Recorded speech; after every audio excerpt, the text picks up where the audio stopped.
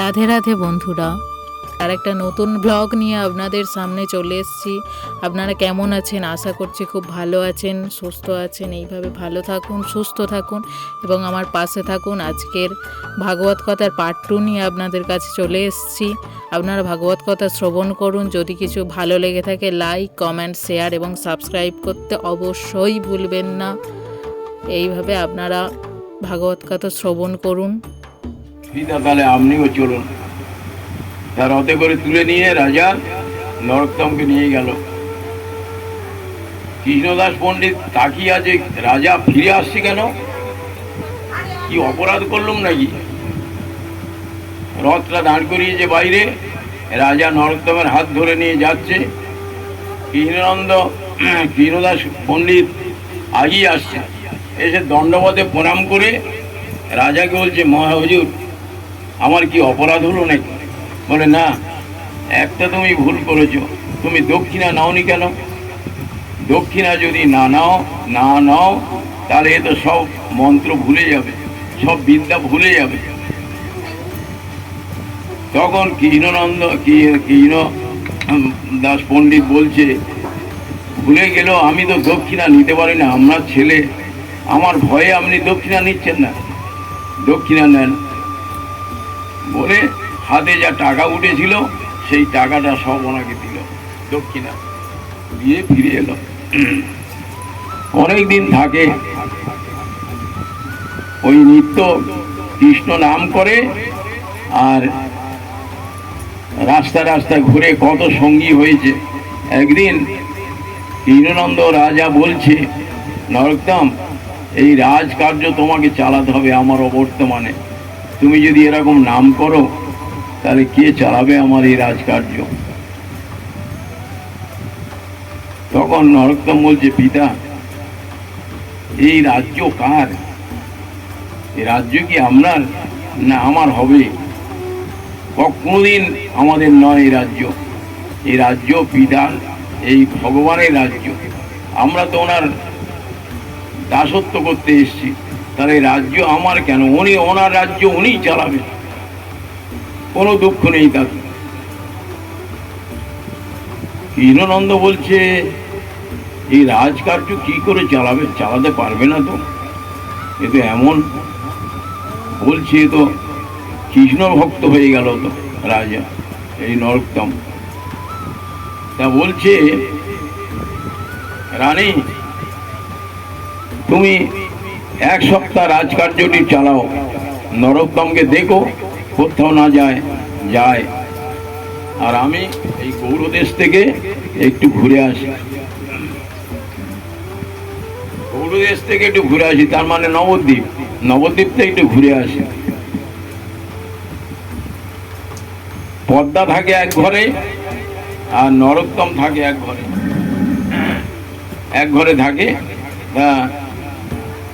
পদ্মা সবসময় নরোত্তমের দিয়ে লক্ষ্য রেখেছে কোথাও না যায়। রাত্রিতে নরোত্তম খুব ঘঁ করছে, জানেন। পাশের ঘরে তো পদ্মা আছে, পদ্মা চৈতন্য হলো, নরোত্তমের কিছু হলো নাকি? ঘরের সামনে দরজার কাছে এসে ঠোকা মারছে, নরোত্তম দরজাটা খোলো। একটাই থাক না, গলাটা ধরেছে না। এই পরিক্রমা 1 মাস তো হলো, মা, গলা থাকে নাকি? গলার ডিস্টার্ব হয়েছে। যাই হোক, নরোত্তম তুমি দরজাটা খোলো। নরোত্তম তাড়াতাড়ি দরজাটা খুলে, তুমি গো করছিলে, কার সঙ্গে কথা বলছিলে? বলে, মা, মহাপ্রভু স্বপ্ন দেখছিল, মহাপ্রভু আমায় স্বপ্নে বলছে, নরোত্তম তুমি বৃন্দাবনে চলে এসো, তোমার অনেক কাজ আছে। এই বলে উনি অন্তর্ধান হয়ে গেলেন। তাই মা, তোমার চরণে আমার এই নিবেদন, আমি বৃন্দাবনে যাব।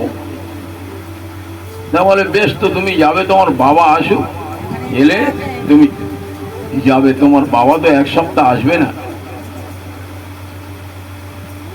বলে, মা, এক সপ্তাহ দেরি করলে হবে না, আমি আজকেরই চলে যাব। তুমি আমায় আশীর্বাদ করো, আমি চলে যাব, এই রাত্রেই চলে যাব। সেই কি, তুমি ছেলে মানুষ, এই রাত্রে বৃন্দাবন কি এখানে? সিহট্ট জেলা, বাংলাদেশে হেতুটি গ্রামে। এখান থেকে বৃন্দাবন অনেক রাস্তা, তখন করে ট্রেনের যোগাযোগ এত ছিল না, ট্রেনের যোগাযোগ এত ছিল না, হেঁটে যেতে হবে। আর তুমি যাবে কি করে? আমি ছাড়তে পারবো না বাবা, তোমার বাবা না এলে। বলে মা, তোমার কাছে হাত জোড় করে বলছি, তুমি আমার একটা ছেলে, তুমি চলে গেলে আমাদের এই রাজকার্য দেখাশোনা করবো না।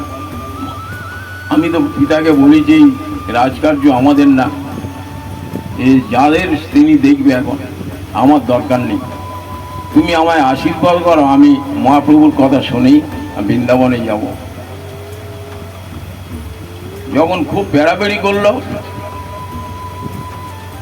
তখন পদ্মা বলছে তুমি আসবে তো? বলে আমি তোমার চরণ ছুঁয়ে স্পর্শ করে বলছি মা, আমি ফিরে আসবো, তুমি আমাকে বিদায় দাও। তা মা, তখন করার দিনে কোনো মা একটা ছেলে রাত্রির অন্ধকারে ছাড়ে, কিন্তু মা তো কৃষ্ণ ভক্ত, তাই মা ওই কৃষ্ণ ভক্তের কথা শুনে ছেড়ে দিয়েছে। তাই নরোত্তম যাচ্ছে, কেমন করে যাচ্ছে দেখো। হরি বলবো আর মদন মোহন হেরব গো, হরি বলবো আর মদন মোহন হেরব গো, এই বলে বোঝের পথে চলব গো, আমি এই বলে বোঝের পথে চলব গো, হরি বলবো আর মদন মোহন হেরব গো। যাব গো ব্রজেন্দ্রপুর, হব গোপী কর্ণপুর, তাদের চরণে মধুর বাজব গো, হরি বলবো আর মদন মোহন হেরব গো, হরি বলবো আর মদন মোহন হেরব গো। ওই বিপিনে বিনোদ খেলা, সঙ্গেতে রাখালের মেলা, তাদের চরণের ধুলি মাগব গো, হরি বলবো আর মদন মোহন হেরব গো, হরি বলবো আর মদন মোহন হেরব গো। এই বলে নরোত্তম দুটো হাত ওপর দিকে করে যাচ্ছে। গাঁয়ের লোকরা সব চেনে তো, কৃষ্ণনন্দ রাজার একটাই ছেলে নরোত্তম। তুমি এত রাত্রিবেলা কোথায় যাবে? ছেলে মানুষ, পথ ভুলে যাচ্ছ নাকি? চলো দিয়ে আসি। নরোত্তম বলল না, আমি ফিরে যাওয়ার জন্য আসিনি, আমি বৃন্দাবনে যাত্রা করি। বলে তুমি যেতে পারবে? অনেক রাস্তা। বলে দেখি, ভগবান যদি আমায় নিয়ে যায় আমি ঠিক যাব। চলতে লাগলো, অনেক দূরে গেছে, 15 দিন বলে হেঁটেছে। হেঁটে বৃন্দাবনের কাছে পৌঁছে এক বৃক্ষের তলায় বিশ্রাম করছে, পাটা ফুলে গেছে। আর ওই গায়ের মেয়েরা কেউ জল দেয়, কেউ রুটি দেয়, কেউ মুড়ি দেয়, এরম টিফিন দেয়। ওই নরোত্তম খেয়ে খেয়ে গিয়েছে গেছে, সেই বৃক্ষের তলায় বিশ্রাম করছে। ঘুমিয়ে পড়েছে, ছেলে মানুষ তো ঘুমিয়ে পড়েছে। আমার কি বলছে, কি কিছু খাবে যাবে নাকি?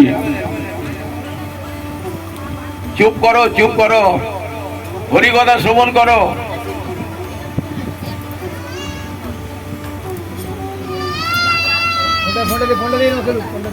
পর্দাটা ছেড়ে দাও, পর্দাটা ছেড়ে দাও। তা ঘুমিয়ে পড়েছে। রূপ আর সনাতনের বাবা স্বপ্নে দেখা দিচ্ছে, নরোত্তম তুমি কৃষ্ণনন্দের একটাই ছেলে, তাতে যাও, ভালোভাবে যাও, তবে গিয়ে তুমি উঠবে শ্রীজীব গোস্বামীর আশ্রমে। ঘুম ভেঙে গেল। ঘুম ভেঙে গেল, যেতে চিন্তা করছে তাহলে শ্রীজীব গোস্বামী কোথায় থাকে আমি তো জানি না। অনেক ঘুম ভেঙে গেল, যেতে আবার হাঁটতে শুরু করেছে। বৃন্দাবনে পৌঁছে গেছে। বৃন্দাবনে পৌঁছে গেছে, তা বলছে এইটা কি বৃন্দাবন? এক ব্রজবাসী বললো হ্যাঁ এইটা বৃন্দাবন। আরে খোলো নি, সেবা দিয়েছে, খুলছো কেন? ওই বলে হ্যাঁ এইটা বৃন্দাবন। তুমি কোথা থেকে আসছো বাবা? ছেলে মানুষ বলে আমি সেই বাংলাদেশ থেকে আসছি, সিহট্ট জেলায় থেকে। বলে ও তা কোথায় যাবে, কোথায়? বলে এখানে সনাতন গোস্বামীর আশ্রম কোথায় বলুন তো? বলে ওই সামনেই তো সনাতন গোস্বামীর আশ্রম। সনাতন গোস্বামীর আশ্রমে গেছে, গিয়ে দেখে 4 জন ঘোরাফেরা করছে শিষ্য, আর সনাতন গোস্বামী ভেতরে ভজন করছে। ভেতরে ভজন করছে, তা শিষ্যগুলো জিজ্ঞাসা করছে তোমার বাড়ি কোথায়, কাকে চাই? বলে তোমাদের গুরুদেবের নাম কি? বলে সনাতন গোস্বামী। বলে ওনাকে চাই। বলে তাহলে বসে, উনি ভজন করছে ভেতরে আসেই।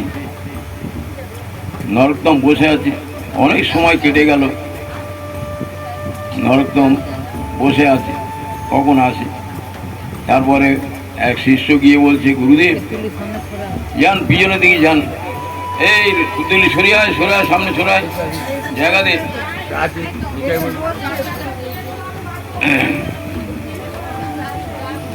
হচ্ছে গুরুদেব। গুরুদেব বাইরে এলো, এসে দেখেই বলছে ও তুমি তো কৃষ্ণনন্দের ছেলে, রাজা কৃষ্ণনন্দের সন্তান, তুমি তো নরোত্তম তোমার নাম। বলে হ্যাঁ। তা এখানে কি জন্য এসেছো বাবা? তুমি রাজার ছেলে, রাজকার্য চালাবে? বলে না গুরুদেব, আমি রাজকার্য চালাবো না। তাহলে এখানে কি জন্য এসেছো? বলে আমি আসার সময় স্বপ্নে দেখেছি মহাপ্রভু আমায় বলেছে অনেক কাজ আছে বৃন্দাবনে, তাই এইছি, আমায় আশ্রিত করুন। সনাতন গোস্বামী বলছে না, আমি তো আশ্রিত করবো না, আমার বাবার সঙ্গে তোমার দেখা হয়েছে, তাহলে আমি আশ্রিত করবো না। তুমি এক কাজ করো, ওই লোকনাথ গোস্বামীর ভজন কুটিরে যাও। লোকনাথ গোস্বামী রাধাকুণ্ডে যারা গেছেন দেখবেন, রাধাকুণ্ডের ঠিক উত্তর পাড়ে লোকনাথ গোস্বামীর আশ্রম।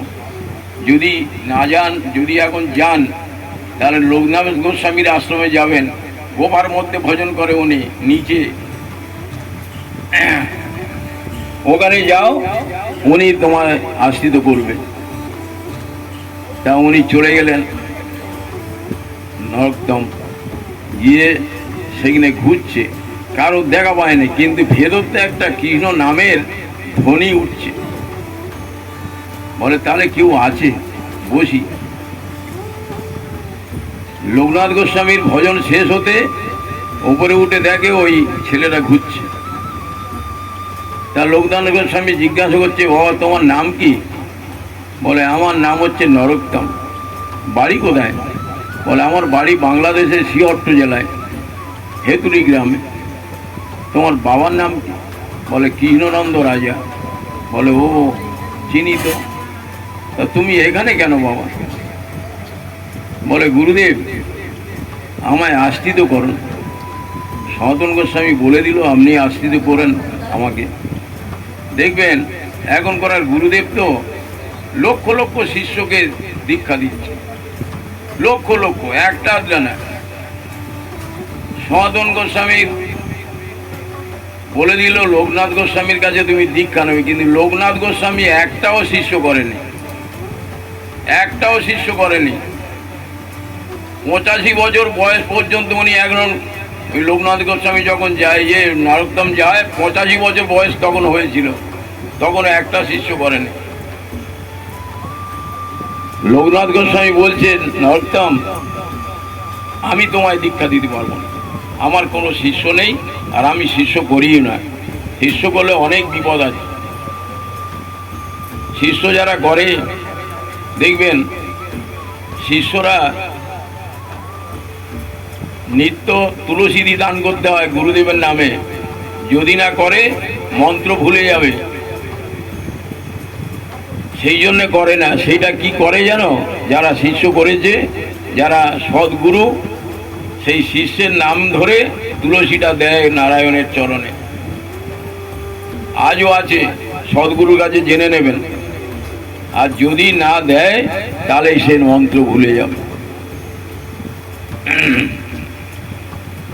তা আমি তোমায় দীক্ষা দিতে পারবো না বাবা, তুমি অন্যত্র ব্যবস্থা করো। নরোত্তম বলছে, মাথাটা নিচু করে বলছে, গুরুদেব আমি আর কার কাছে যাব? তা একটা কাজ করি, আমি দিন 15 এখানে থাকতে পারবো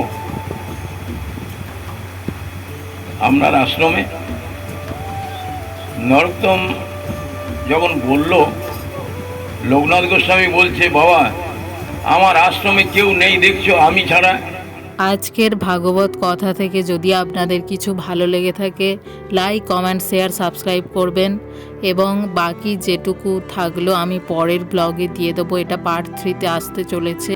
আজকের ব্লগটা এখানেই শেষ করলাম। আবার দেখা হচ্ছে পরের দিন একটা নতুন ব্লগ নিয়ে, পার্ট 3 নিয়ে দেখা হচ্ছে। আপনারা ভালো থাকবেন। রাধে রাধে।